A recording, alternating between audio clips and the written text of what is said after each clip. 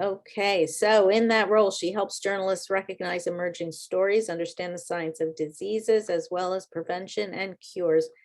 She has worked for the National Journal, Agence France Presse, and Bloomberg News, and written extensively about healthcare policy and the Affordable Care Act as a contributing writer with Kaiser Health News. You can find her on Twitter at BARAV. Our other speaker for this session is Michele Cohen Marill. Marill or Merrill? Sorry. It's Marill. Sorry. Marill, Michele Cohen Marill, who is an Atlanta-based freelance health journalist. Her work has appeared in Health Affairs, Medscape, WebMD, Wired, Stat, Kaiser Health News, and Atlanta Magazine, among other publications. And she's a contributing editor for Georgia Trend magazine. She was awarded a 2020 International Health Study Fellowship by the Association of Healthcare Journalists, and she is a graduate of Northwestern University's Medill School of Journalism, from which we've had quite a few alumni today, I think. So we have a trend going today, and we are going to, I'm just going to let you guys take it away. So terminology, words. Okay, great. Thank you, Ruth. Thank you, everyone who's still here. So one of the best and toughest parts of being a health and science writer is acting as a kind of a jargon liaison, right? So journalists try to take, weird and obscure words that appear in scientific discourse, and we try and pin them down with some explanation or analogy. And if we do our job well, sometimes readers never even need to see the original word because there's just a more approachable way to describe it. And the coronavirus has prompted a huge shift in the ways we talk with one another and about one another. And we've borrowed and massaged words from the infectious disease world to make sense of what's happening. So over the past 2 years, we've been using words that mean something within the professional infectious disease field.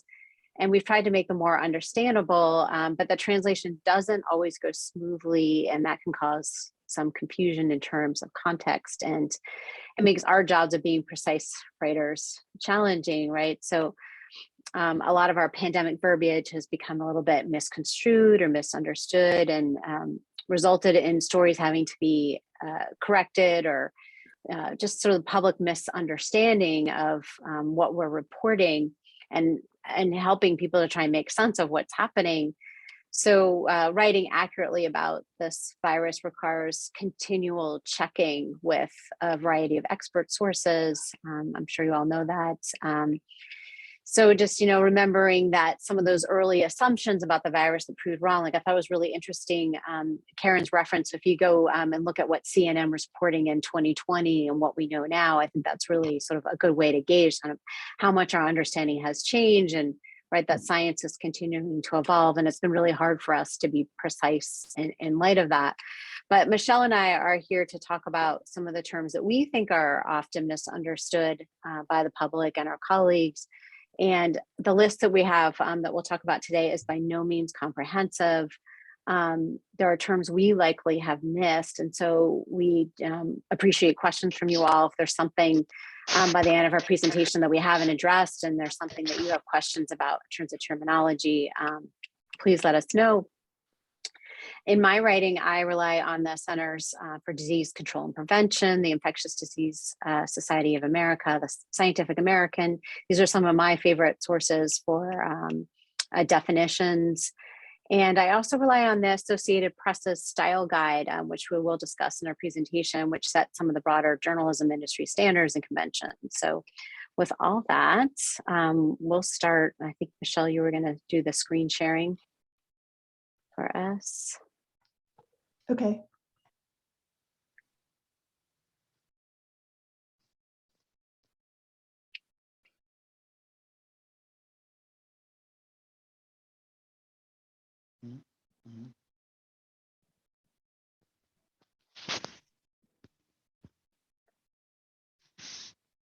Right. So starting with slide 1. Or slide 2. Go to slide 2. All right, so starting with the name of our talk, effectiveness versus effectiveness versus efficacy. So I even have trouble sometimes pronouncing it, but these are terms, right, that look the same, but they aren't. They have really specific meanings here. So Michelle started to take it. So effectiveness, professionally and in infectious disease terms and clinical terms, it's in reference to the real world, so how well something performs in everyday life. So whether it's a vaccine or a medical device or a drug. So how well the COVID vaccines are doing now that 3-4 billion people have received doses, and what's been happening with Delta and then with Omicron, we continue. When you see the medical studies, when you see results, and they're talking about effectiveness, when they use that term, that means real life, what's been happening. When you see the term efficacy, that is very specific to a clinical trial, which happens under ideal conditions. So very controlled.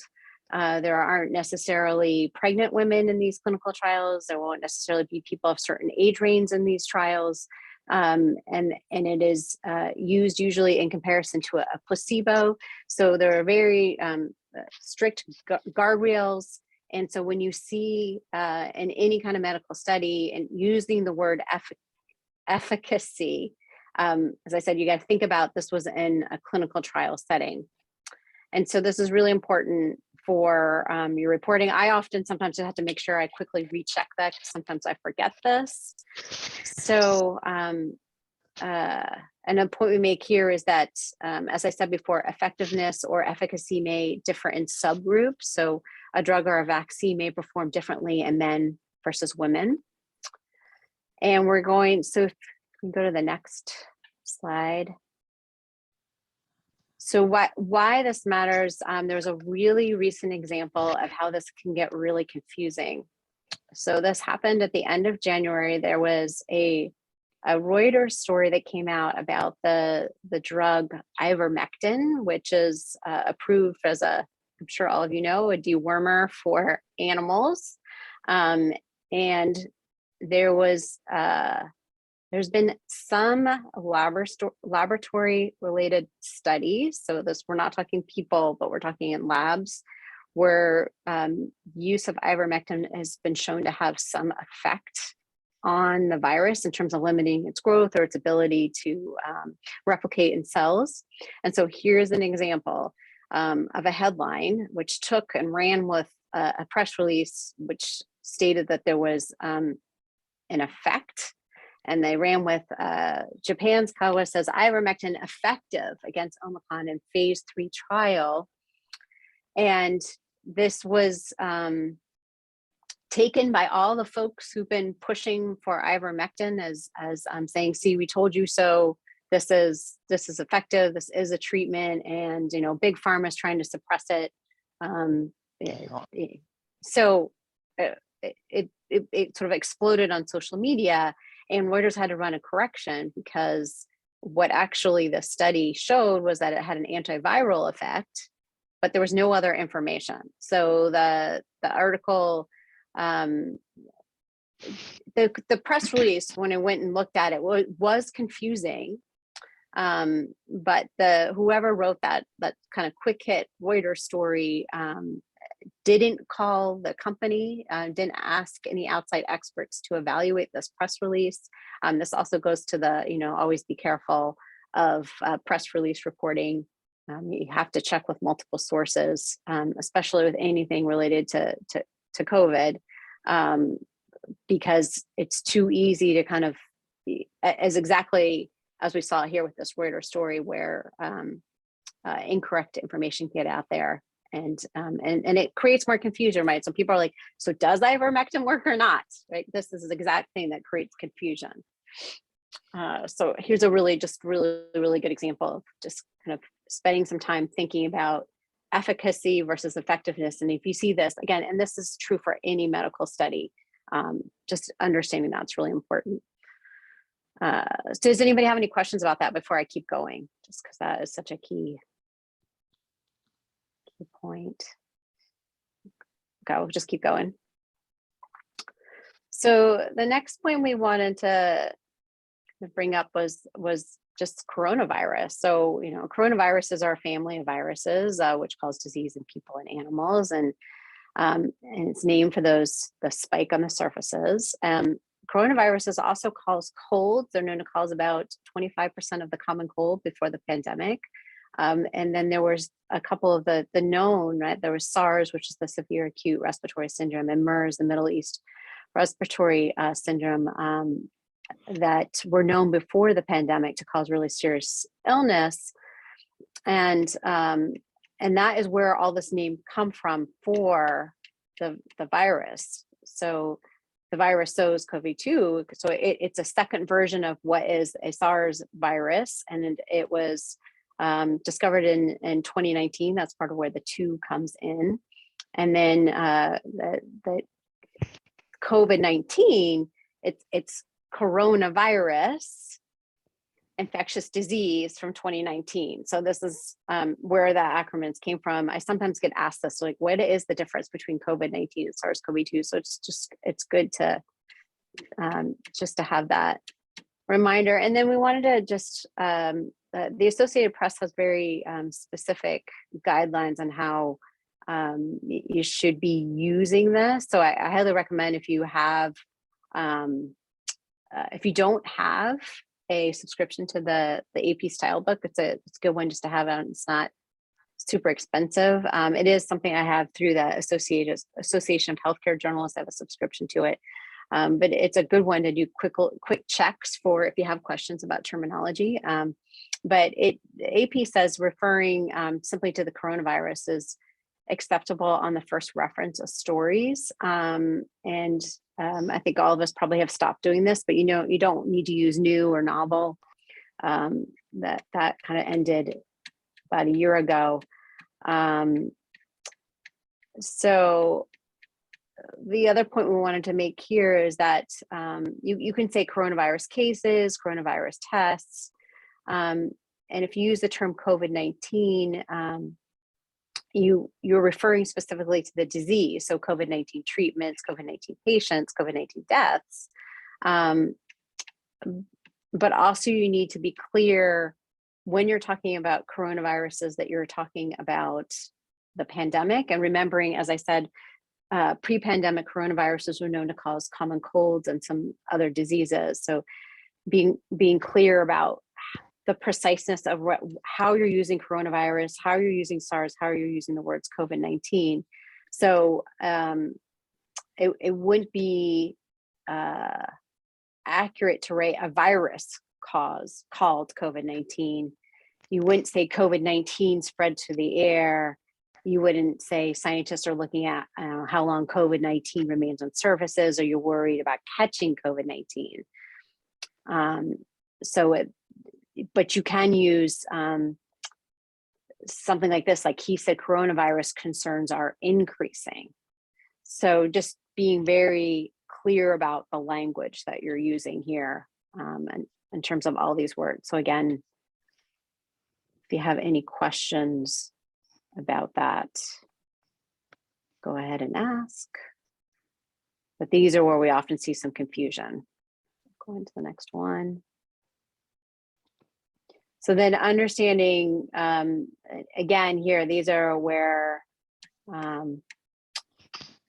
there's some confusion. So infection means your body's been invaded by a pathogen. And we often see these words like asymptomatic, which scientists use to denote infections that never make people feel sick. And that seems simple enough, but with COVID-19 disease, many people who start off symptomless might not stay that way until someone is rid of that of the SARS-CoV-2 virus. You know, it's impossible to say whether they're asymptomatic or pre-symptomatic, because sometimes people didn't even recognize they have some of the symptoms. They might have a little sniffle or a headache. And so because this boundary between no symptoms and symptoms is surprisingly fuzzy. It's a little bit hard to know how many people exactly are asymptomatic or without symptoms. The most studies seem to say that about 40% of people are asymptomatic, but we still don't know whether many of these people eventually developed symptoms or whether many of these people who said they had no symptoms actually had something. So this is where this term gets really fuzzy. The AP suggests that you never use the word asymptomatic. The AP says you should just say it's someone with no symptoms. And then, so as we keep going here, this issue of mild versus severe, I think was very confusing, especially during Omicron, where we kept hearing that the Omicron is really mild, but then people were getting pretty sick. So so even if you get chills, nausea, high fever, and last for weeks, that's still considered mild. This basically the CDC says anybody that doesn't end up in the hospital had a mild case of COVID-19. But if you are hospitalized, then it's considered severe. So really think about that going forward as we watch. Maybe there could be another variant of SARS-CoV-2. And again, when we hear infectious disease talk, public health folks talk about mild, it may not be mild to you, but if you don't land in the hospital, no matter how sick you were, you're still considered to have had a mild case. And then that brings us to this other question, which is definition, which is the breakthrough infection. And that is considered, that's the definition of becoming infected 2 weeks after you are fully vaccinated. And that it doesn't necessarily mean that you have gotten sick. It may have been that you tested positive. And that is the terminology for breakthrough. But I think, again, it's been a little misconstrued to mean something like that the vaccine doesn't work, which is not the case. It is that if you only have a very few symptoms and yet you test positive for SARS-CoV-2, this may be an example of how the vaccine is working and that you might have gotten sicker without it. So that is an important thing to understand about breakthrough, because it's been used really, I think, to almost weaponized in this during this pandemic to suggest that the vaccines don't work. So again, any questions related to that, please don't hesitate to ask. I have one. I want to make Yeah. sure I understand. You said that a breakthrough a mild infection is Yep. equivalent to not being hospitalized. That's Correct. Like So it's a huge range, right? It's huge. It's like just a headache to you are sick for a couple of weeks. yeah. But if you didn't land in the hospital, you are still considered to have had a mild case. So our understanding of mild is, you would think mild, meaning you just like had a cough and then you were fine a day or two later. But the correct term is that you didn't end up in the hospital. That's sort of the professional. Yeah. Okay. Thanks. Yep. So then this takes us to this question of isolation, self-isolation, quarantine. So you think your first few days after your symptoms start, if you did test positive, like you're going to be in quarantine, right? Well, that's not exactly right. So isolation is separating sick people from healthy people to prevent the spread of disease. So it is somebody who is that tested positive for SARS-CoV-2 and is then separated from everyone else.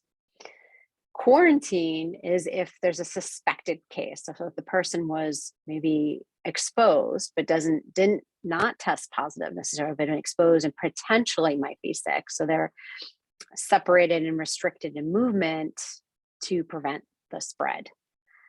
So correctly used, quarantine describes the period of time when people who think they've been exposed to SARS-CoV-2 are supposed to cloister themselves, a precaution in case of infection. But if you know you're infected, thanks to a positive test or legit COVID symptoms, you're going to go into full isolation. So most of us have adopted the word quarantine as kind of a catch-all moniker for kind of our sheltered pandemic life, our lockdown light. And probably part of this is just cultural baggage. If Americans heard quarantine before the pandemic, it was usually in sort of a foreboding context, right? Outbreak centric history texts or plot twists and contagion. And so that just seemed perhaps a whole lot more drama. Maybe that's why we get sort of thinking quarantine, why it's just very confusing. And then the other thing to know is that the Webster's Dictionary says that quarantine means any isolation or restriction on travel or passage imposed to keep contagious diseases from spreading. So there's already a little bit of confusion in the dictionary itself. But in professional terms, isolation is if you have tested positive and you're being separated. If you're in quarantine is for suspected illness to prevent spread. So that's what it means in infectious disease terms. So okay, before I go on to the next, any questions? Okay, so we'll go to this natural immunity, right? You've probably heard this. Natural immunity. So, it is confusing. So before the pandemic, scientists used to describe kind of natural immunity as the protection that's left behind after an infection from when your body's been invaded by some pathogen, and it prevents serious reinfection. With the pandemic, natural immunity has come to mean someone who survived illness from the coronavirus. How much immunity survivors have varies depending upon how long ago they were infected, how sick they were. The virus variant has affected people in different ways, Delta versus Omicron.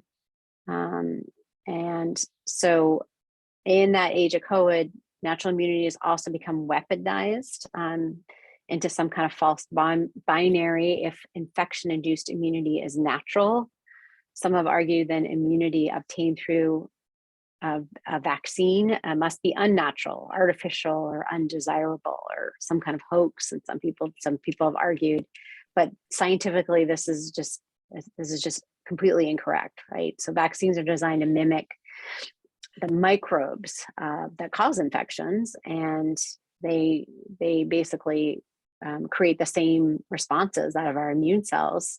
The main difference is that vaccines deliver their defensive lessons safely without risking disease. So for this reason, experts would really prefer the usage of infection-acquired immunity versus vaccine-acquired immunity. So that's kind of where this natural immunity gets really confusing. So something to think about in terms of when you're writing, if you write something like this.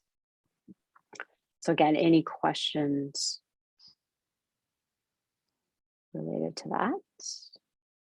I'm going to go ahead. Are you on now? Deck? Yes. Michelle is on deck now. Okay, thanks, Bara. That was awesome. So I'm going to start by talking about some of the terminology around vaccination and some of the data and what it means around vaccination.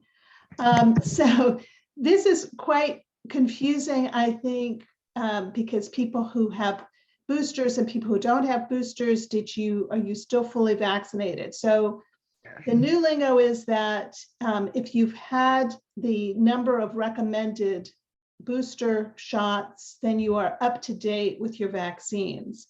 But if someone asks, are you fully vaccinated, but you haven't had your booster, as long as you had your complete primary series, in other words, 2 shots of Pfizer and Moderna, 1 shot of Johnson & Johnson, you are fully vaccinated. So I know that seems weird, but that's so that fully vaccinated actually is a term that doesn't change. But you could be fully vaccinated, but not up to date. So if they recommend a fourth booster, until you get the fourth booster, you will not be up to date, but you will be fully vaccinated. And the booster, just as a note, when it comes to children, the booster and the terminology that would be different, because the booster only the Pfizer booster has been approved for children 12 to 18. Children 5 and older who have weakened immune systems are able to get a third dose, but that's not actually considered a booster. It's considered part of their primary series. And that kind of brings me to, I think, Bara and I both wanted to give some cautionary notes about words, and, a lot of these meanings have been a little bit fluid. So, for example, CDC changed the interval for booster shots from 6 months to 5 months, and recommended a booster for J&J 2 months after the initial dose.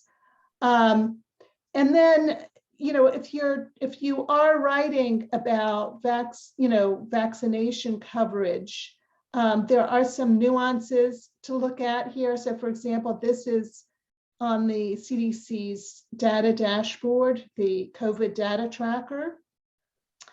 And so, I think this is sort of an example of a glass half empty, half full, and how do you want to describe these things? So if you look here, you can see that 254 million Americans have had at least one dose, and that is more than 3/4 of all Americans. Remember that children 0 to 5 aren't even eligible. So the percentage for people who are eligible is 81%. Fully vaccinated, again, the numbers are different, because this would be the count for the number of people who had the recommended series. That would be 2 for Pfizer, Moderna, 1 for J&J.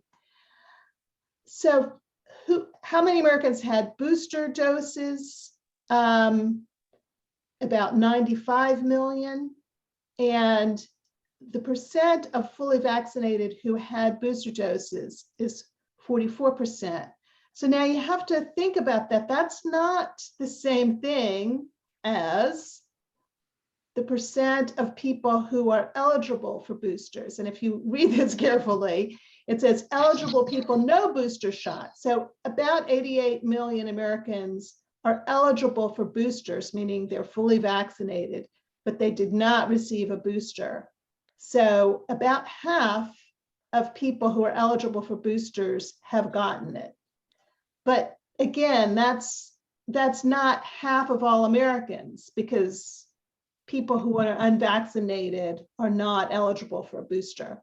So it's just kind of keeping up with paying attention to what is the actual definition of the data that you're looking at? What are the groups that, what's the denominator, so to speak? So then there's terminology with the tests themselves, and I'm sure you guys are very familiar with this. I'm sure most people have had at least one COVID test. So the PCR is the most accurate test, because it looks for genetic material of the virus. And as an asterisk, that genetic material can continue to be present in your body and even in a nasal swab, even weeks or even months after you have recovered from any infection. So it's not a good test to determine if you have recovered. If you're still infectious, it's actually not a good test for that. But it is a good test for determining if you are infected, if you're positive, even if you don't have symptoms. The antigen tests are these rapid tests that many of you probably have had, and all of the at-home tests are antigen tests, and they look for protein, viral protein. And they are evidence of current infection. So the more viral load that you have, the more likely they are to be positive. And when you look at dashboards, like every state and many counties have dashboards showing, and often they use percent positive to help determine how likely are you to how many people in your community are actually positive at this time, which is kind of a good thing to know, because then it's riskier if you have a higher percent positive. And so the World Health Organization says if the community is testing rate is 5% or less, then you can relax COVID restrictions. And right now, most counties in the country are 5% or less, now that we've gotten through this surge. But there's all these kind of issues with the data. So when you talk about test positivity, just keep in mind that this is a ratio. So if you don't have as many people taking tests, then that could influence the positivity rate. So even a higher positivity rate might be hard to interpret. And I think that's particularly true now that people are using at-home tests. So even case reports can be deceiving, because there could be many more positive cases than are being reported. And I was, just to give you an idea about that, there's a group at Georgia Tech that looks at risk assessment, and they assume that the actual cases are 4 times higher than the reported cases. And they actually created a risk assessment tool. So you say how many people are at an event. Like, let's say there's 15 people at an event, and you can literally look at this by county. So you can see that most counties are in a low risk. Here's a county, Loving, Texas. Your risk level is, you have an 89% risk of encountering somebody who has COVID infection because their vaccination rate is so low. So here's Harris County, only have a 6% chance of encountering somebody, that in a gathering of 15, somebody is infected. But like, if you bring it up to a gathering of 50, so like you're going to go to a wedding or something, you want to see, you can literally look at any county in the country and figure out whether or not, is it likely that somebody there has COVID.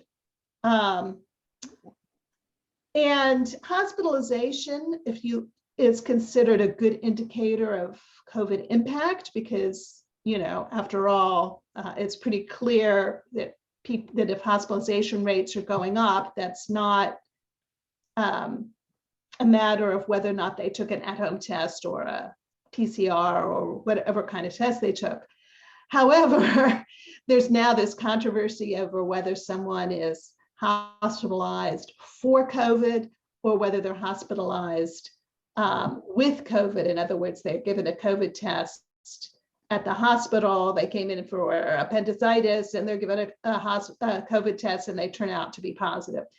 So there was a report, for example, in New York that about half of the positive tests in hospitals were actually people with COVID rather than their for COVID. My only cautionary note there would be, don't assume that just because that was the case at that moment in New York, that that's the case all the time in every hospital. It's going to vary a lot. If the hospital is in an area that has a low vaccination rate, probably the hospitalized for COVID rate is going to be higher. And also, don't discount the fact that someone who comes in and their complaint is chest pain, and then they find out they have COVID, there can be some complicated interrelations there. So COVID can cause heart effects. So if someone has pre-existing heart disease and then they develop COVID and they're hospitalized, COVID may have been a factor in their hospitalization, or it could worsen their health conditions. So, anyway, that I hate that we're being so, sort of confusing, but these are things to try to find some clarity about. If you're going to write about it, don't make assumptions and try to ask questions so that you can be precise about what you're describing. How accurate are the tests? And I think this is a question that people have all the time when they take the test themselves. Okay, I got this test result, how I want to go to a wedding, I want to go to a dinner party. How accurate is this test? So first, I would say, like, in general, the PCR is considered more accurate than the antigen test because it has a high capability of detecting the virus, even when it's in very small amounts.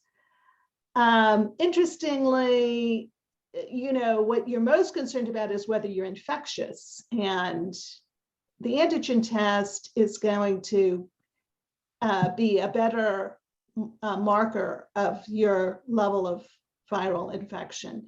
So but both tests are designed so that false positives are rare, and they are really 98 or 99% accurate. If you have a positive, it's a real positive. And if you take an at-home test, all the experts say you should consider yourself positive. You don't need to get retested, or, even if you don't have symptoms, you should consider yourself positive. And false negatives do occur, and not just because of any failure with the test, but you should realize that, particularly with the antigen tests, and they can have a false negative rate of 20 or more % of the time, which it's actually fairly high, but you can be infectious even before you develop symptoms, or when you first develop symptoms. That's the time of highest infectivity. And yet, if you have not developed much viral load yet, you take the test, it's negative, you go to the party, that night you start developing symptoms, or the next day you start developing symptoms. If you took the test again, it would be positive. So that's, and in fact, that's why they recommend that if you're using one of these rapid tests or at-home tests, that you should maybe take it twice. You take it one day, and then you wait 24 or 48 hours, and you take it again. And 2 sequential negative tests is considered more definitive than just one test. So what's the deal with Omicron, Delta, blah, blah, blah, all of these Greek letters that we're now learning? So again, a mutation, the virus is constantly mutating because basically it replicates in human cells and uses our genetic, sort of hijacks the cells to turn them into little virus factories.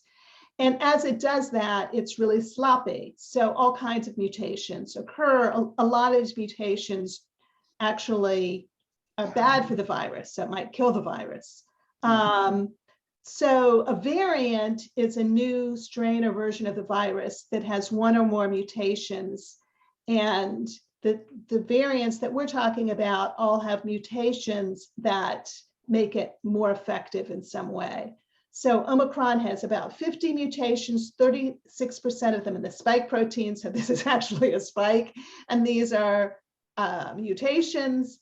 Some of those mutations, for example, might make it easier for it to evade the defenses of the immune system and be able to still you think of this spike as kind of like a key that's getting into a lock to get into the cell, and the cell has done something to block.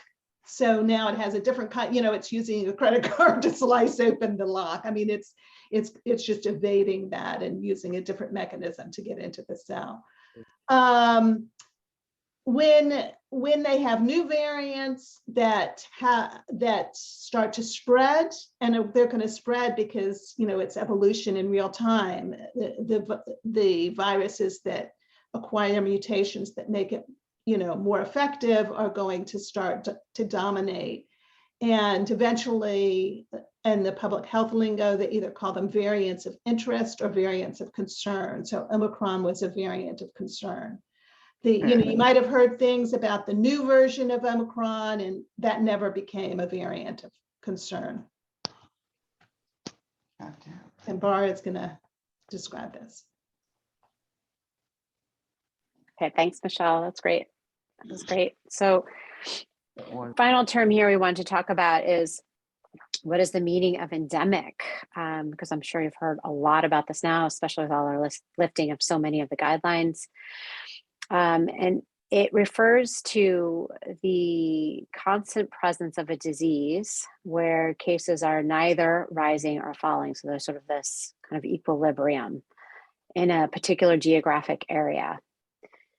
So malaria, for example, is endemic in many African, South American, South Asian countries, and it kills around 600,000 people a year. And I use that as an example because I think that there's a little misperception that as this pandemic moves to an endemic phase, that Americans won't have to worry about it. The world doesn't have to worry about it anymore. And that isn't the case, because as Michelle just obviously laid out, where the viruses continue to mutate. So it may be that we'll be dealing with the return of mask mandates, social distancing, booster vaccine shots for many years. We just don't know.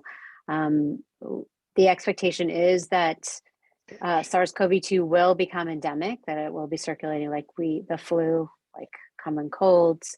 We just don't know yet whether it will evolve to be less deadly.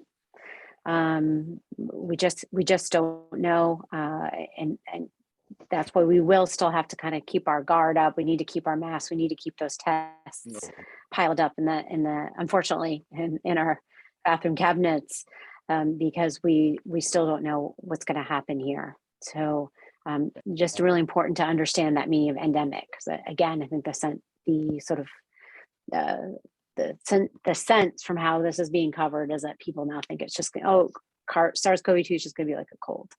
We just don't know that yet. And so then finally, there's obviously so many more terms here that we didn't cover. There's so much more to learn about covering COVID-19. Please consider joining the Association of Healthcare Journalists. We have lots and lots of resources for our members, lots of tip sheets, glossaries, job listings, fellowships, complimentary subscriptions to academic research journals, my favorite aspects of our membership. And then also, because this is the Houston SPJ that's been sponsoring this, consider joining us in Austin at the end of April. It's our annual conference. It's been postponed for 2 years in a row. We were supposed to have this in April 2020. It's been postponed until this year. Everything seems to be going forward. We've got a great roster of folks that are coming. Michelle and I will both be there. So if you do come, we'd love to meet you in person. And I was just going to show you, I don't know, maybe Michelle, you want to just do a quick show folks our website.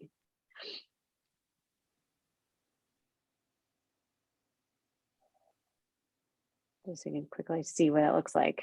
So there we got all kinds of stuff on there. We have something on the right hand side, the core topic. You see that, right? So there's COVID-19, infectious diseases, health IT. So anything, if you're diving in deep, you're starting to get into health coverage, this will be a great place, great resource. The SPJ is a great networking organization, and HCJ would be a great complement if you're really expanding your health coverage. So thanks so much, everyone, for joining today. Please feel free to ask any questions, anything we didn't cover. Michelle's just highlighting, I did a reporter tip sheet very specifically, just sort of a starter tip sheet with glossary items like we just talked about now and some other resources as well.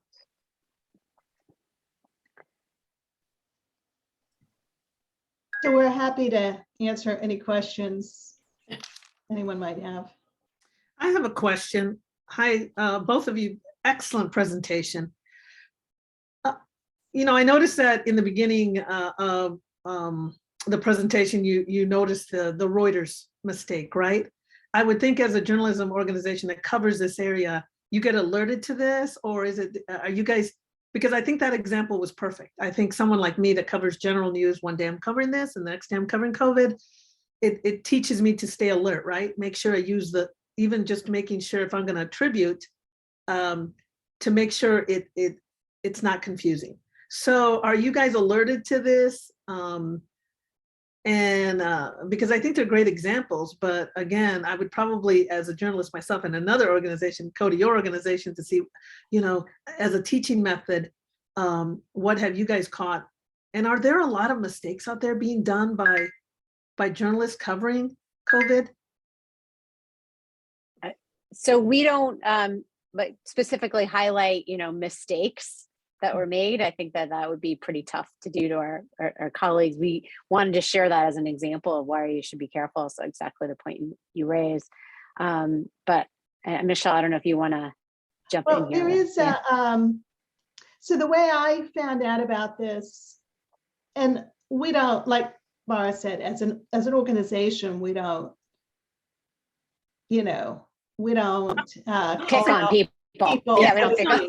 No, I'm not. But like we are on, I can't even, my email is a disaster. So like we're on a lot of lists, and like one of the things that I get, for example, is Mid-Page Today, and they cover all of the medical associations, and they put out sort of like newsletter, e-newsletters, and they just immediately put something out because this was a very hot button issue. If somebody misstates, what percentage of people got, like the up-to-date versus fully vaccinated, I mean, nobody is gonna have a big beef with them. There should be a correction or whatever, but that's not gonna really influence people's day-to-day lives. But when you get into an area where something is highly controversial, and then you misstate a medical report, and this wasn't even a medical report, this was a press release. So, I mean, we're all, we're all journalists here. So I think we all know that you don't just take for, if you're gonna quote from a press release, you're pretty specific that you're quoting from a press release. And if you're writing a news story about it, that particularly, if it's something like the company said that they're investing $10 million, okay, you might believe it because it's the company's statement. But if they're making a statement about a new treatment that they say is effective, you want to get some outside comment about that and find out if, well, where's the study? If they didn't publish a study, for starters, that's really suspect. You want to wait until there's a study that you can then evaluate the validity of that to determine before you announce to the world, even if it wasn't ivermectin, if it was just, anything, vitamin D will keep you from getting COVID. Well, think about that. You're telling people now, people will change their behavior based on what they just read. And I'm sure you share the same feeling. I feel responsible to my readers. Like, I shouldn't be telling them that something is or isn't valid or a big deal or whatever without having made even the smallest amount of effort to validate it with an outside expert. And again, I want to jump in real quick to back up a little bit. It's not about, I'm not asking if you're shaming or throwing shade at anyone. Is there so many mistakes out there that, for example, that we can learn from. You know, nobody does anything. I mean, I'm sure there's no journalist that purposely throws out misinformation, but I'm just saying, and again, I'm not saying throw shade on them or shame them in any way, because, you know, we've all made mistakes. But I was just wondering, you know, are we making that many mistakes out there, and should really, you know, we need to be better to be on top of our game pertaining to this illness? No, and I appreciate that. I think what was coming to mind is there's something called Retraction Watch by one of our members, Ivan Ransky, and that might be something you follow on Twitter, but he points out where medical studies have been pulled because they were found not to be accurate. The other thing that's been very controversial over the past 2 years is the use of something called preprints in research. And so these are initial results from studies that have not yet been peer reviewed, and they have been used a lot. Sorry, my pup for some reason decided to. But they've been used a lot over the past years. It's helped to speed up the sharing of information, but you have to be careful. Those are the kinds of studies that you need to really pay attention to and really ask a couple different folks their reactions to the study, because this is where things have come up. I think this is where the first hydrochloroquine studies were released, the first ivermectin studies. So these are things were not peer reviewed. So those might be, you might even just look that up, kind of peer reviewed, and then kind of COVID, and look for some of the sort of commentary and controversy as a way to kind of get up to speed on that. I mean, that's a whole, we've done a number of things at AHCJ just on that specific topic. We have a great medical evidence core topic leader who, that's what she does. She really drills down and talks about this this topic and other things. And I would just add to that actually Twitter, if I was interested in knowing whether or not there were errors in reporting, or whether or not there was a particular topic on which there was some controversy about its validity or something like that, Twitter, if you follow some of the main reporters, for example, for the New York Times, and for Stat News, which is a really great source. If you haven't heard of it, they specialize in biotech, and they've done a huge amount in infectious diseases. And eventually they make the comments on Twitter, and you get almost a real-time conversation. So, you know, this whole debate about and I haven't even written about this, but I find it fascinating, you know, did the virus originate in a lab in China or in the wild animal market in Wuhan? And I follow some of the the leading genomic experts who are working in this area, and they lay out their arguments in real time on Twitter. And when somebody says something that they consider to be manipulating the data or misinterpreting the data, they put it out there. And it's quite interesting. There was one time when they called out Nate Silver, you know, the guy who does, what is it, 538 or whatever, you know, because, and I didn't delve into it, so I don't know what he said, but they thought he was like, just because he's a statistician, all of a sudden he's an epidemiologist. And, you know, that's a specific field, understanding how viruses work and how they spread and what the numbers mean. It's more than just like, well, I do baseball stats one day and NFL stats, and now I'm going to do coronavirus stats. It's not, they're not all equal. So anyway, Twitter is a great source. And let me jump in and add to that. You can follow I have a list on Twitter. A Twitter list is like, it is 39. It's a sprinkling. You get the immunologists, the vaccine folks, the journalists. There's some who are air filtration specialists. So you're going to get the panoply of the most important folks that have been Bob Wachter is really a great physician at UCSF, for example. These are folks who have been commenting on all these different controversies. So often when someone will ask me a question like, well, what do you think about X, Y, Z? I'll say, let me just see what my epidemiologists are saying. And I go to my own Twitter list, which is available publicly, to just see what people are saying. And you get a sense like, very quickly, like this, ivermectin story is totally inaccurate. So where is your Twitter list? Is that on AHCJ or is that It's on your HCJ. Twitter website? Okay. And it's on my Twitter. You can find me if you go to my Twitter, Bara V, you'll find my lists. So you can look up lists, and I have a coronavirus, AHCJ coronavirus experts. Yep. And let me see, I can put it in the chat quick. Let me just find it. You guys are wrapping things up. I'll add it.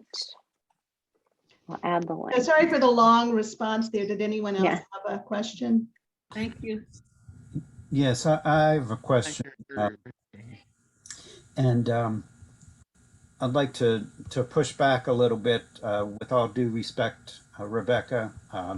You said that no journalist would deliberately put out inaccurate information. I think we have whole networks that thrive on that whole business model. And is there, I call a lot of those talking heads. Sorry. I Yeah. don't know. They're not journalists. Real journalists would never do that. Talking heads do. well, I think we all recognize the distinction, but I don't think the average person does. Somebody on Yep. TV, they think that they're Right. But I'm here among journalists, so I didn't think I had to, I mean, the difference between journalists and talking heads. Sorry, I have to push back because this is a whole different audience right here within us. So I hope you know what I mean. right. I understand, but my question is there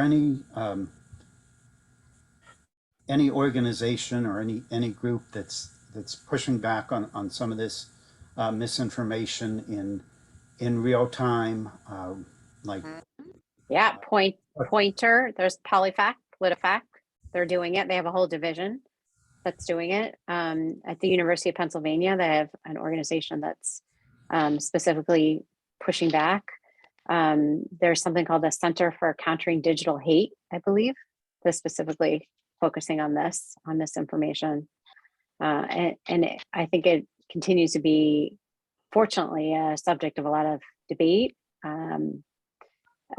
efforts to try and counter this. The Associated Press is doing something. There's organizations that come together, but Pointer has actually a really big, they've hired multiple journalists that spend time debunking these and putting that out there. They have, I think that that was mentioned in the previous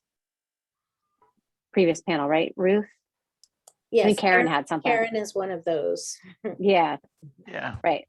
She works for the PolitiFact, or she researches for PolitiFact. Yeah, but they really have a division that's just doing that. They're debunk. They look every day at all the social media, Facebook, Twitter. They can see what's trending, and then they're working to debunk it.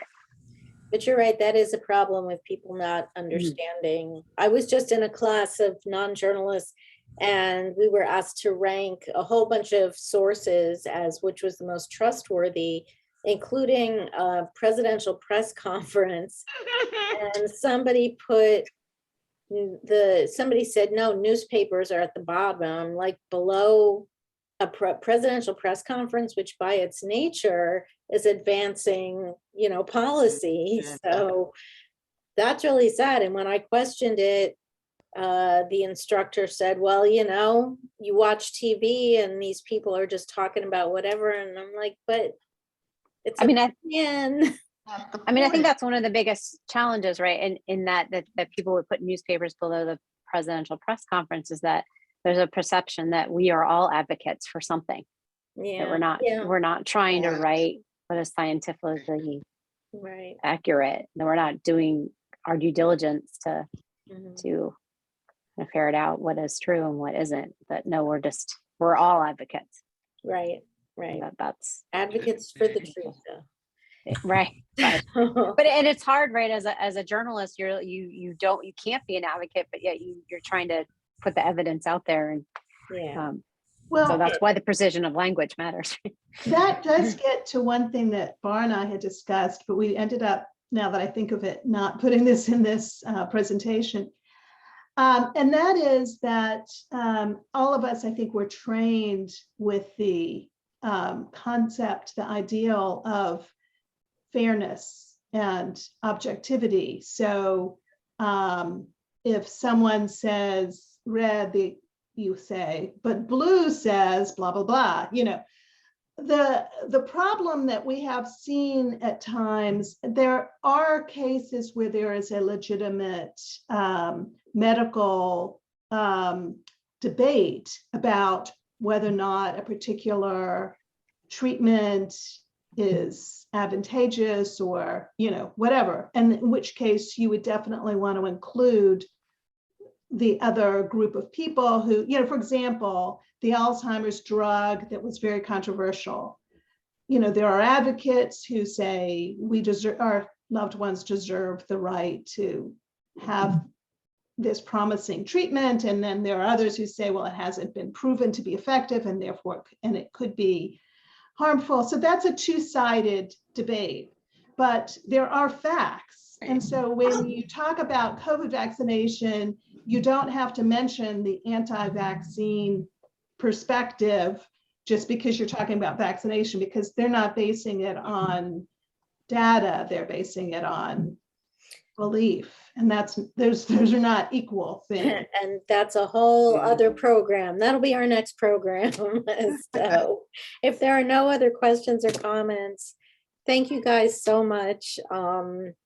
You know, it was really interesting and we got through 4 hours of, so I'm very proud of us, but thank you so much for coming and bringing your wisdom, and we hope to have you back. And yeah, I mean, actually, literally, that's a great idea. You know, how does the public gauge, you know, truth versus, yeah. So I may be in touch regarding that. Great. Well, thanks Great. everyone. Thanks for Thank you. inviting us. In there with us. All right. Yeah, Bye, actually, everybody. good luck, everyone. Thank you, Ruth. Thanks. Bye. Thank you. Bye. Bye-bye.